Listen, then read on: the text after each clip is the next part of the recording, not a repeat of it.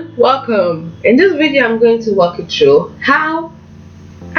not how, I'm going to walk you through why it is difficult for you to uninstall Edge from your Windows.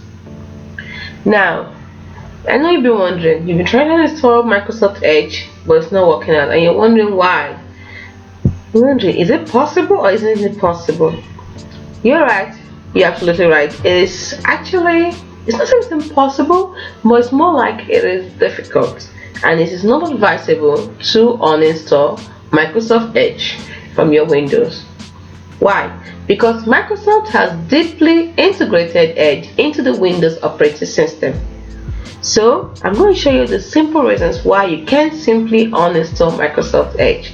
Number one, it is now a system component.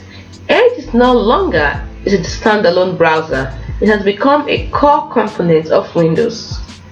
2. Many system features and other applications rely on Edge's underlying technology and components.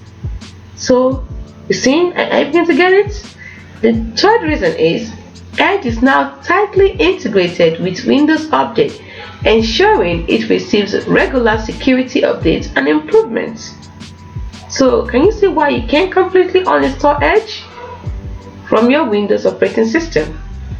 Yes, you can, but you can do something else instead. You can minimize its impact. How?